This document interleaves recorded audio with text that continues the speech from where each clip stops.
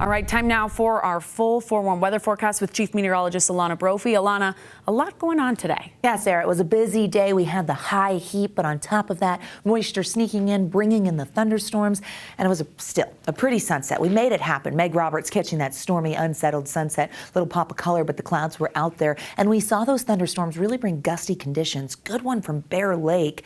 Goodness, you can see a little bit of shower activity, not everything hitting the ground in all locations. That's called virga when it evaporates before it hits the surface. ABC4.com, great place to submit your photos if you want us to share. As you look at the radar, you can see where we're holding on to echoing moisture, and that's vernal down to I-70, so eastern Utah with a few showers, northwestern corner of the state, but we've quieted over in the West Desert, and that's going to give the Wasatch Front a little bit of a break. As we zoom in towards Snowville and Park Valley, they're getting a bit of a break. Vernal, Price still active, and Green River over I-70. Wendover seeing just maybe a few sprinkles. Wasn't a tremendous amount of moisture, but we did get strong winds and plenty of lightning. Satellite radar shows just how active those skies were for the last several hours. In the last three, we start to calm down a little bit, but we know with that cloud cover evident in the northern half of the state that we increase moisture a little bit. Southwest flow drawing in that moisture with the positioning of that high pressure. I love a day that we can catch a rainbow, and we got this one out of Midvale. Again, ABC4.com, so pretty. And with these unsettled conditions, we get the sun, we get a storm coming through. We're into the summery season where we see that pattern. 94 for the high in Salt Lake City today, 14 degrees above where we typically are. 105 is where we topped out in St. George, so that excessive heat holding steady. 90s in Moab and a lot of 90s really throughout the state. Hanksville was knocking on the door of 100. For St. George, it's our third triple-digit day of the season. It's been back-to-back, and this stretch and trend will continue as we get through the weekend, and the warning holds on. What you're seeing is that excessive heat warning. I've been talking about it excessively because we see a spike of heat-related illnesses when it comes to this heat, but over towards Washington County and Glen Canyon, we'll see this hold steady until tomorrow night at midnight. But even then, as the warning goes away, the heat holds steady. 70s as we close out ABC4 News at 10 with mostly cloudy skies. Those cloud conditions will lend themselves to milder overnight lows. Upper 60s expected in Salt Lake, partly cloudy conditions. And we get sunshine tomorrow with those 70s coming back by 9 a.m. And then we're going to continue to climb. We get another day in the 90s, but we also have moisture potential. So we talked about the spike in these daytime highs and how that would really accelerate runoff. And as you look, Mirror Lake Highway opened today as well. P.S.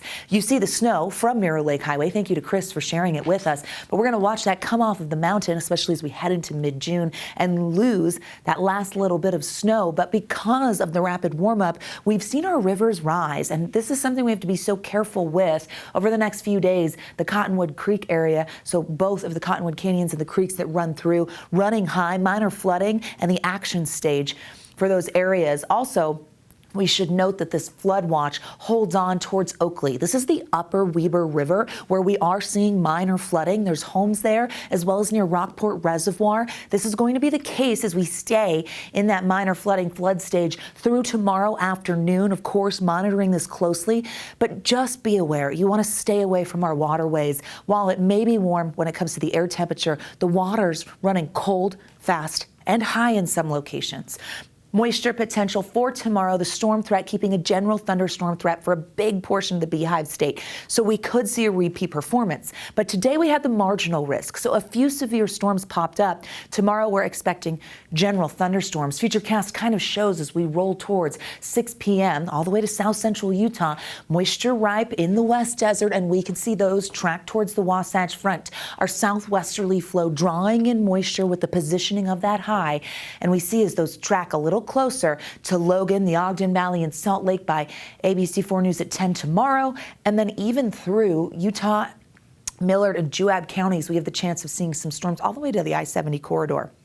Cloud cover sticks around. Heading into Sunday, we get the chance of a weak disturbance, keeping the clouds, but maybe cooling us a degree or two, which would be nice. But overall, we're still staying above average. High temperature trend keeping us above the average of 81 along the Wasatch Front for the next several days. St. George also stays above the average high, which is 94 this time of year, with triple digits through the weekend.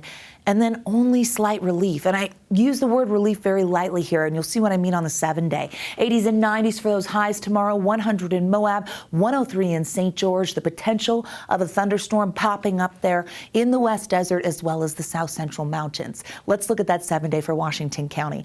Hot, hot.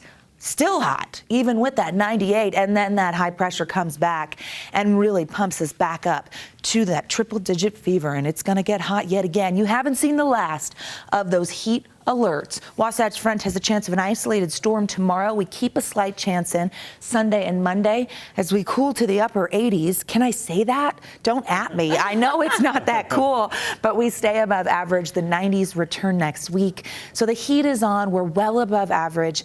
And we got a taste of it this week. Just to remind you, on Monday, we were below average. Okay. We were like, 70s, and here we are. Quick. Yeah. That was my favorite forecast you've done. Hot, and still hot. Listen, I'm accurate. That's where we can go. Yes. Who's going to argue that? We teed off Wednesday down at Black Desert. 106 in the afternoon. When we teed off in the afternoon, it was 106. Oh. You are brave. He got a great tan, but he had to stay hydrated. My score, ironically, was about the same. Yes.